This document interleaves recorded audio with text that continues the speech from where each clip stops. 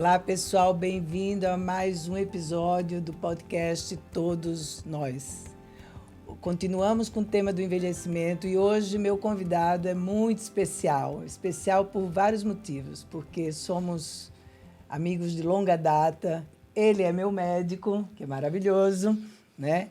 E é um ser humano, quer dizer, além de excelente médico, competente ginecologista, ele conhece bem o que as mulheres precisam e sentem. Então, é muito bom quando você tem um ginecologista que consegue ter uma visão também psicológica e humanista do que se passa com a mulher.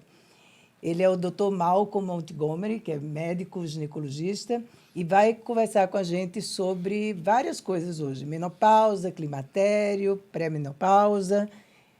Então, quero apresentar. Boa tarde, Dr. Malcolm, muito obrigada. Privilégio, né? Privilégio nosso. Aqui com você. Então, muito bom. Parabéns pelo podcast aí. Para os meninos também. Parabéns para vocês aí. Viu?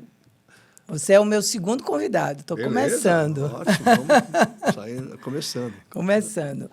Malcolm, eu queria que você falasse um pouquinho o que o envelhecimento, que mudanças o envelhecimento vai trazendo do ponto de vista biológico para a mulher. Eu sei que é um assunto muito extenso, Sim.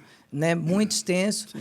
Mas eu queria aproveitar essa pergunta para também, se você puder, fazer uma diferença de que é real que há mudanças significativas muito mais no envelhecimento para a mulher do que no homem? Sim.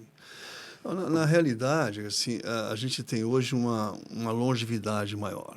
Quer dizer, as pessoas vivem muito mais. Se eu começar a pegar lá na Idade Média, era 30 anos, depois, no começo do século XX, vai 45. Então, as pessoas nem chegavam, né, aos 50 anos. Uhum. E hoje a idade média da brasileira, pelo IBGE, é 75 até 80 anos. É uma idade média que o pessoal chega hoje em dia, né? Então, quer dizer, o envelhecimento virou um tema mais estudado, porque antes era muito pouco estudado, né? Nesse sentido, né, você tem que ver assim que fisicamente, né, você precisa primeiro de uma boa genética, né? Sim. É fundamental. Sim. Segundo, de bons hábitos, bons costumes, né?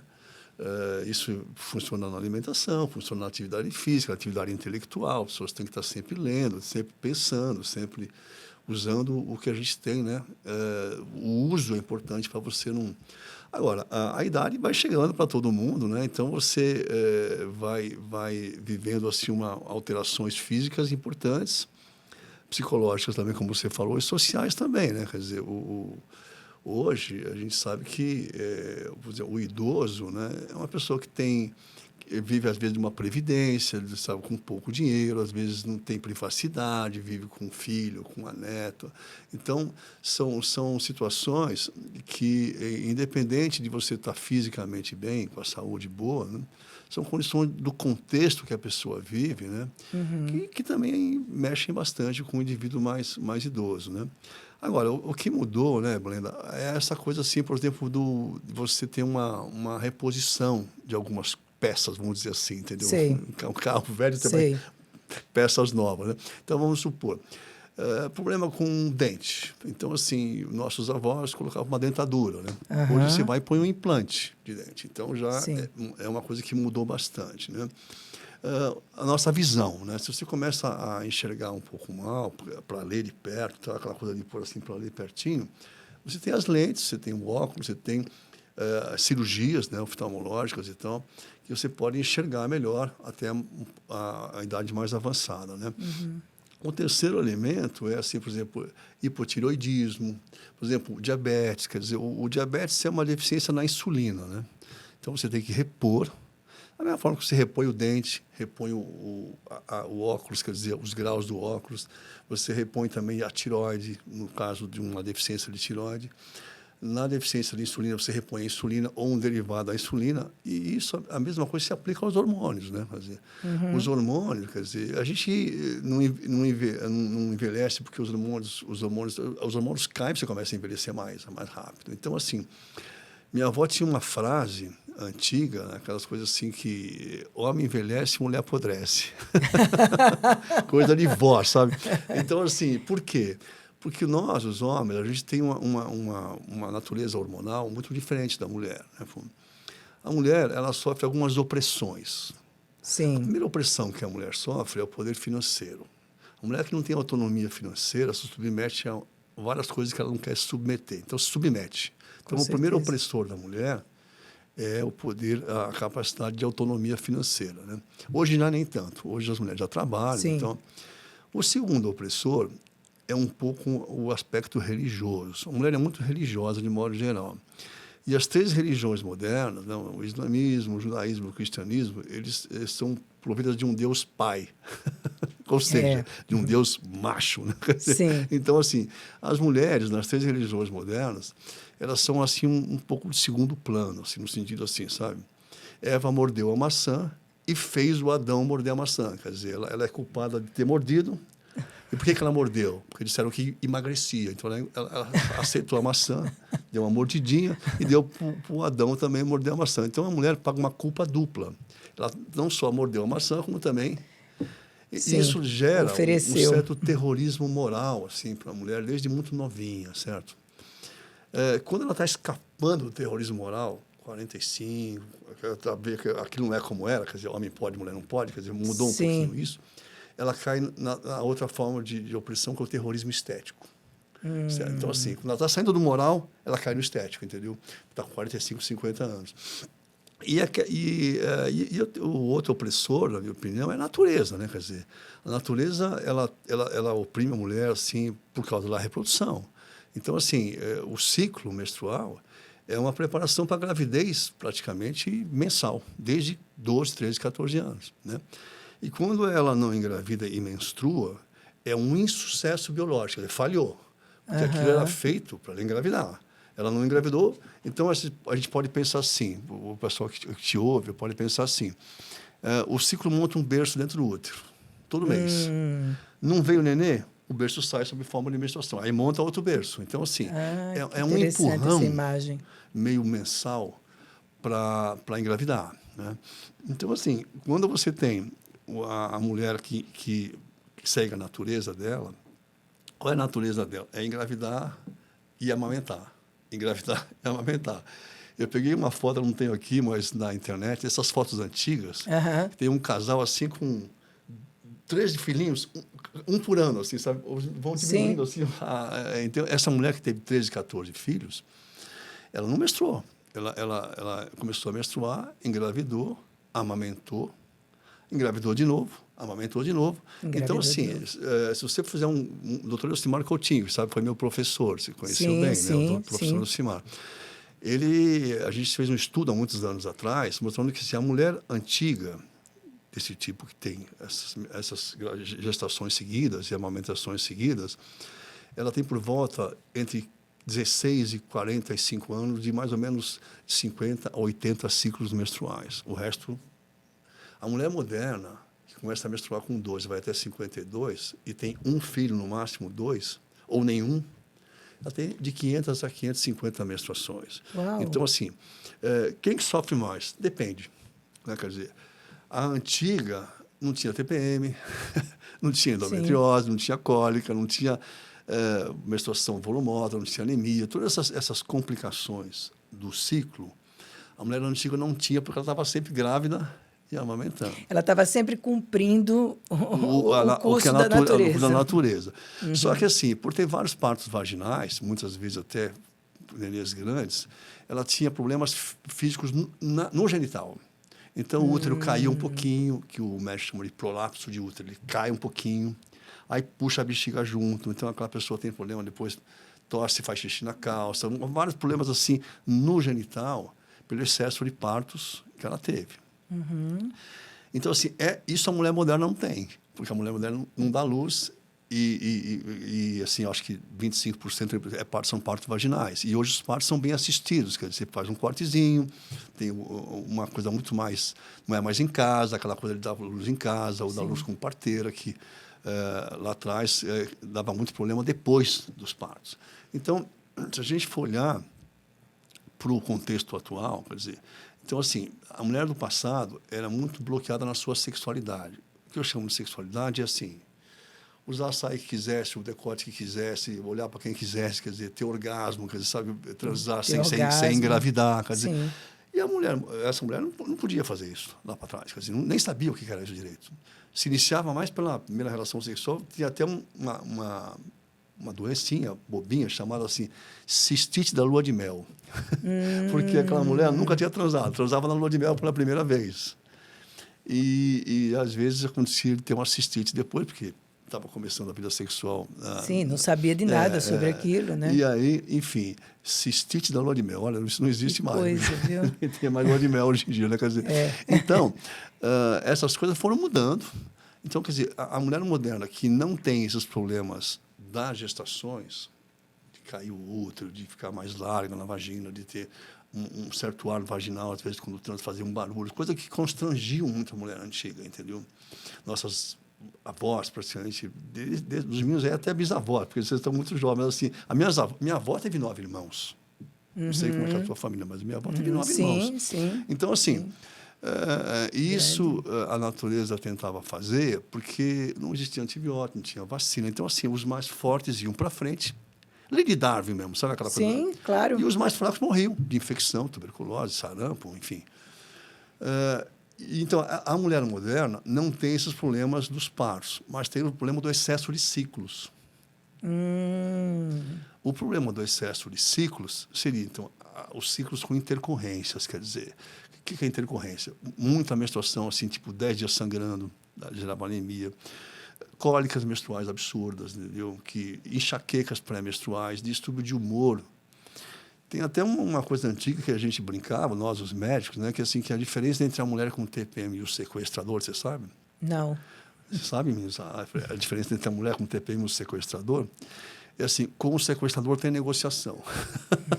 Com mulher com TPM não tem. Quer dizer, sim. E a TPM é uma realidade, a pessoa muda de humor, né? Alguns dizem que é frescura, que não existe nada, né? É uma realidade. Quanto mais tempo passa, quer dizer, na verdade, o que é? O ciclo é um empurrão para engravidar na natureza. Você imagina alguém te empurrando atrás de você, o tempo todo, vai lá. Eu não quero engravidar agora. Então, assim, sabe? Então, assim, esse empurrão começa com 14, 15 anos. E quanto mais tempo passa sem a gravidez, mais essa pessoa fica mais sensível a esse empurrão da natureza, entendeu? Então, a TPM, de um modo geral, vamos supor que você começou a menstruar com 14 anos, está com 24, e não teve nenhuma gravidez nesses primeiros 10 anos. A TPM é mais ou menos assim. Com 34, ele é assim. Então, quanto mais tempo passa, mais sensível fica o corpo da mulher para a TPM. Então, nesse ponto, quer dizer, como eu estava dizendo, é mais um opressor da mulher, a natureza. E depois vem o assunto que você queria falar, quer dizer, assim, entre 40 e 50 anos, os ovários começam a decair na sua produção de hormônio, os ciclos passam a ficar irregulares e passam a ter sintomas de pré-menopausa. Dizendo que, para o pessoal entender, que menopausa é a última menstruação, não tem mais depois. Mas antes da última menstruação, você tem assim, uns 5 anos de irregularidades, porque está caindo o hormônio. Aquilo que minha avó dizia, homem envelhece, mulher apodrece, porque, de um modo geral, quando o ovário começa a não funcionar mais, em um ano, ele cai quase para zero o hormônio.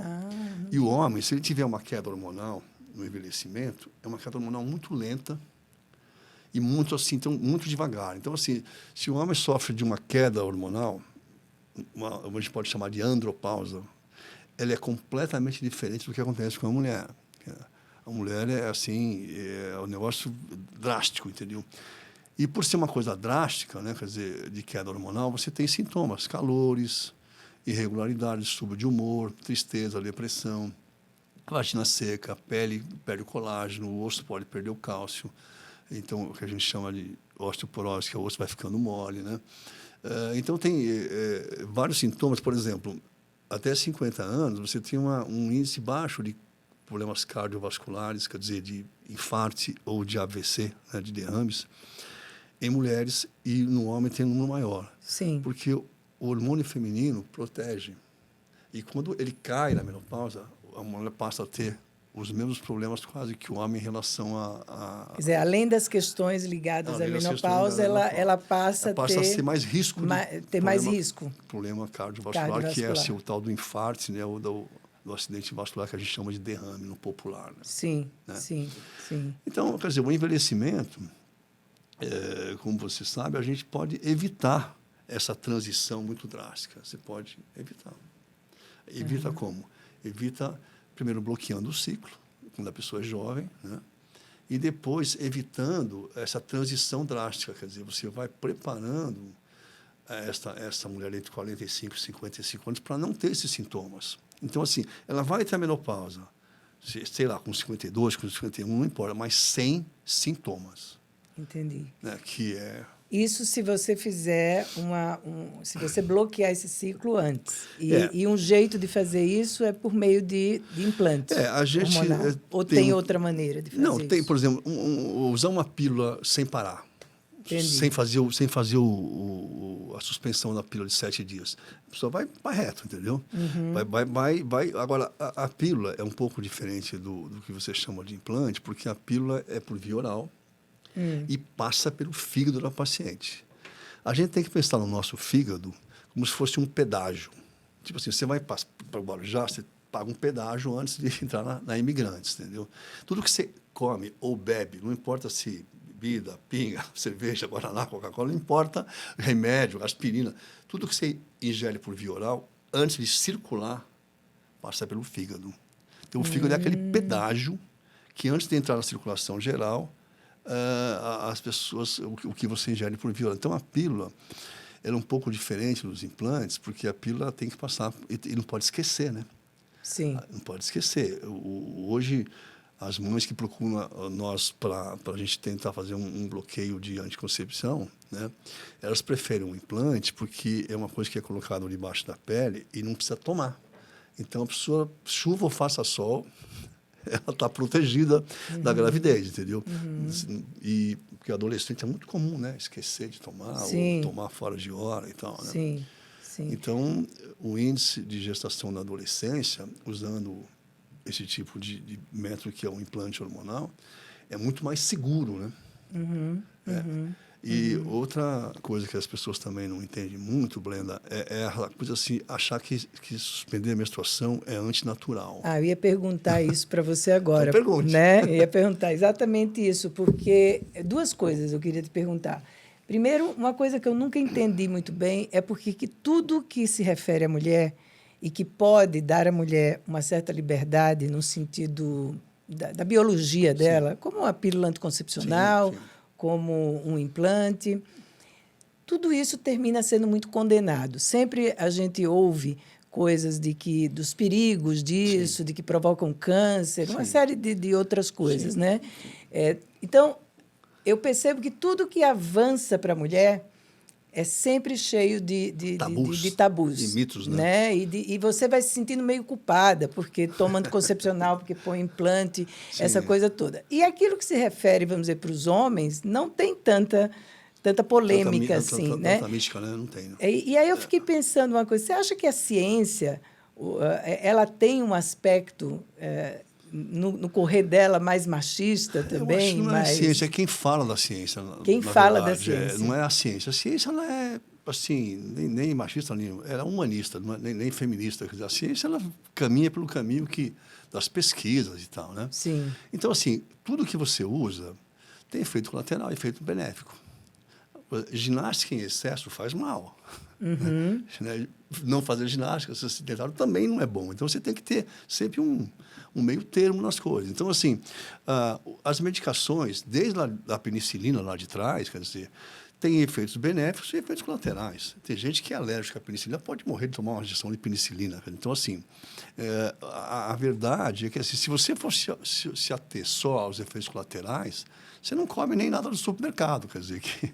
Sim. Né? Porque tem efeitos colaterais também. Então, você vai fazer aquela hortinha tua, aquela coisa, né? Colher só da tua horta e tal. Mas isso aí, infelizmente, lembra, mudou. Então, assim, quando se refere a sexo, como você falou muito bem, quer dizer, quando se refere à sexualidade feminina, é exatamente o que você falou. É tudo cheio de mito e tabu. Por quê? Porque, assim, a mulher é muito poderosa. Essa que é a verdade, entendeu? Quer dizer, o poder da mulher é imenso, da sexualidade. Então, assim, nós homens, a gente tem duas inseguranças básicas. A primeira é em relação à paternidade. Se você está grávida, o filho é seu, mas eu não sei se é meu. Então, assim, a gente nunca sabe se é nosso, viu, gente? Os meninos estão aí, quer dizer, porque, assim, a mulher sabe que é dela. Então, assim, a maternidade é um fato e a paternidade é uma possibilidade, entendeu? Então, assim, essa é a primeira coisa que é importante. A segunda, não aparece muito, mas está no inconsciente das pessoas. Sim. O segundo é assim, para ter uma relação, o homem precisa de uma ereção e a mulher não. A mulher tem alterações vaginais quando está excitada, quer dizer, a vagina fica mais ampla, é como se fosse uma ereção vaginal, só que não aparece. O que aparece só é uma coisa de lubrificação, certo? Mas ela pode ter relação seca, certo? Então, assim, o homem não. O homem, então, assim, se ele não tiver uma ereção plena, ele falha. Então, assim, essas duas situações dão para nós, homens, assim, uma insegurança muito grande. Porque o homem tem aquela coisa da vaidade, ele quer, sabe, mostrar que ele tem poder. Quer dizer, o que vale mais para o homem é a situação de poder, entendeu? Então, assim, quando ele pode perder essa situação de poder, então, assim, qualquer situação, como você falou, uma pílula anticoncepcional, que deixa a mulher com mais liberdade, né? Uma reposição hormonal, que pode deixar uma mulher de 60 anos como se tivesse 35, assim, de vitalidade, entendeu? Quer dizer, é claro que não é só isso, a gente já falou, né, outras coisas também. Mas, então, assim, essa insegurança masculina é que leva, assim, porque a mídia é machista, totalmente machista. A mídia fala assim para você, olha, você vai engravidar, então, assim, consiga um parto vaginal, fique 15 horas em trabalho de parto, sofra 15 horas de contração, amamente 2 anos que você passou no vestibular para boa mãe. Essa é a mensagem que a mulher recebe da mídia há muitos anos. Entendeu? Consiga um parto vaginal que você vai ser mais mãe. Né? Então, na verdade, a qualidade maternal não tem nada a ver com o tipo de parto ou tempo de amamentação. Tanto que as mães adotivas são maravilhosas. E a criança não nasce nem por cima e nem por baixo, quer dizer, e nem amamenta. Então, assim, qualidade maternal não tem nada a ver com o tipo de parto, mas a mensagem que se põe na mulher. Tanto que, assim, eu fiz parto há muito tempo, você sabe disso. Sim. Então, assim, eu lembro de pacientes que, puxa, não consegui um parto vaginal, foi cesárea, né? Assim, se culpando porque não teve força suficiente para conseguir um parto vaginal. E não tem nada a ver com força de mulher. Né? Quer dizer, às vezes o nenê tem uma desproporção com a cabeça e com a pelvis da mulher, então, ou tem um nó de cordão, ou tem um bracinho. Então, assim, as indicações de cesárea são várias. Né? Agora, o que não pode... Então, você vê, mesmo na reprodução, por exemplo, aquela coisa bíblica, né? Ser mãe é padecer no paraíso. Mas você não pode falar do padecer.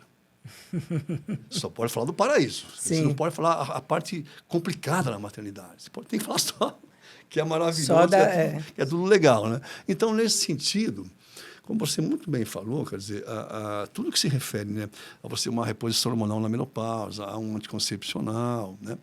E aí, por exemplo, eu lembro que quando a gente começou a fazer os implantes, a suspender a menstruação na década de 80, 90, né, muita gente era contra.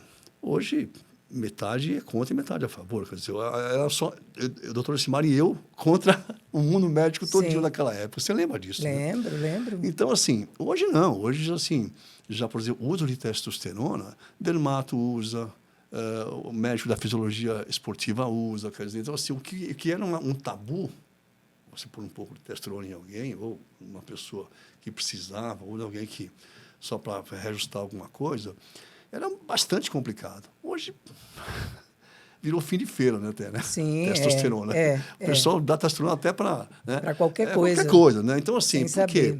Porque tudo que é muito preso, isso aí é sociologia, né? Tudo que é muito preso, quando você solta, o efeito, chama efeito pêndulo, né? Vai para o outro lado, até que haja até chegar ao meio termo. Equilíbrio, né? Um equilíbrio. Então, tudo que é muito preso, aquela fase das mulheres entre a pílula anticoncepcional, né? Quer dizer, então, virou aquela coisa, né? A pílula está liberando a mulher, vai se prostituir, né? Quer dizer, você não pode falar nisso, você está incentivando a minha filha jovem a ter relação sexual, quer dizer, então, esses tabus todos, né? E não é só na mídia, não, o médico também, viu? Você quer saber? Alguns médicos também. Alguns médicos também, quer dizer, você percebe, se o cara confunde a profissão de médico com a religião dele, quer dizer, se ele põe assim a religião na frente da medicina, é complicado. Sim. Ele pode ser religioso, pode ter fé, pode ter mas ele não pode pôr Ele tem que ser uma... Você sabe, né? Você é terapeuta, né? Você sabe como é que é. Imagina se eu tenho uma religião, coloco isso na frente, né? Não dá. Claro. Então, assim, é isso aí, meu velho. Então, assim, é bem o que você falou, concordo. Agora, Malcolm, a gente daqui a pouco está terminando, mas eu queria perguntar uma coisa para você. Duas coisas. Primeiro, por que a gente, mulher, sofre tanto com essa coisa de envelhecer, não? Como isso é difícil? Espelho meu. E tem como alguém isso, mais bonito que eu? Não sei como é que é no teu consultório, o que você ouve tanto, e se você já vê isso acontecer com mulheres até jovens, né? Porque eu vejo isso acontecer com mulheres de 30 anos, 35. No começo do nosso bate-papo hoje, quando a gente começou, você perguntou mal com o envelhecimento físico, como é que você acha que funciona a coisa ali. Mas tem uma coisa que chama maturidade. Maturidade não é igual à idade da pessoa. Então, assim, eu acho que o mundo é infantilóide. Minha opinião, de médico, atendendo muita gente, você sabe, atendendo muita gente há muitos anos. Então, assim, a maturidade é você tentar compreender o envelhecimento, compreender que você sabe, as coisas vão mudar, quer dizer, né? Eu sempre fui um atleta, joguei futebol, surfava, então eu não posso fazer mais nada, tenho uma lesão na perna aqui que eu não faço mais nada, quer dizer. Então, a gente tem que, às vezes, se adaptar, né? Ao que a vida te impôs, entendeu? Claro. Então, assim, a maturidade é você entender a insignificância de muita coisa. E dói, isso dói. Tá? Você vê que tanta coisa é tão insignificante, você fica dando valor para tanta coisa boba, né? E quando você vê aquilo lá é insignificante, então isso aí dói, porque as pessoas não conseguem aceitar o real. Eu sempre brinco nas palestras que eu fazia lá, que assim, a mulher tem 2 homens na vida dela. O primeiro e o último. O primeiro é o da fantasia e o último é da realidade. Então, assim, que é o envelhecimento. Então, assim, o primeiro pode ser o último, sabe? Não que não pode ser o último, mas tem as duas coisas, né? Porque o primeiro é aquele príncipe encantado, que você idealiza romanticamente e tal. E o último é o da realidade, da velhice, né? Que todo mundo pode ter problemas, um tem que ajudar o outro no sentido de parceria e tal, né? E aí vem problema com o filho, problema com o neto, problema, quer dizer, a vida... Você, como terapeuta, sabe como é que funciona. Sim, a gente tem que... Eu acho que saúde, Brenda, é você administrar o que vem pela frente, entendeu? O que vem pela frente. E em pouco tempo, né? Se você também demorar muito para resolver, aquilo vai te deixar doente. Sim. Né? Agora para você, Malcolm, para você, como é que é envelhecer? Olha, quando eu era jovem e os Beatles apareceram, entendeu? A banda dos Beatles apareceram, quer dizer, eles tinham um cabelo comprido. Inclusive que o Malcolm tem uma banda sobre Beatles. Muito de música, eu sempre gostei muito de música. E é um especialista em Beatles. Quando eles apareceram, quer dizer, os Rolling Stones, os Beatles, os Bee Gees, aquelas bandas mais antigas, né? Aquele cabelo comprido era uma coisa assim muito né? Sim. Então, o jovem de hoje, assim, ele só é diferente do que a gente era, entendeu? Mas a gente tem que aprender também um pouco. Quer dizer, com eles, porque muita coisa eles estão bem na nossa frente. Sim. Por exemplo, o pessoal aqui no estudo, no computador, né? Quer dizer, a moçada. Então, assim, agora, para nós, é meio difícil entender essa coisa do virtual, né? Porque a gente, para pegar na mão de uma namorada, tinha que ir no cinema, escondidinho. Então, assim, né? Mudou muito, né, Brenda, essa coisa da aproximação, né? Agora, o que eu me deixa um pouquinho triste, assim, eu acho que acabou um pouco a poesia e o romantismo, entendeu? Quer dizer, eu nunca mais vi um livro de poesia que foi lançado. Né? Eu acho que isso não tem tanto valor mais. Mas é um mundo moderno, a gente tem que entender e tentar assim, se adaptar, né, pô? Claro. Eu vejo isso como uma coisa só diferente, não, nem pior, nem melhor do que a gente viveu, Sim. entendeu? Só diferente, diferente só, né? Sim. Bom, Malcolm, super obrigada, hein, pelo nosso papo. Queria conversar mais tempo, é muita coisa para a gente falar. Eu adoraria... Olha, eu queria mostrar para vocês que o Malcolm tem um livro sobre menopausa. Ele tem vários outros livros que depois eu vou colocar para vocês, mas tem esse sobre Era uma Vez a Menopausa. Esse livro é muito bom, né? Foi o último que eu escrevi, O último que você escreveu, e fala sobre hormônio, sexo e poder, né?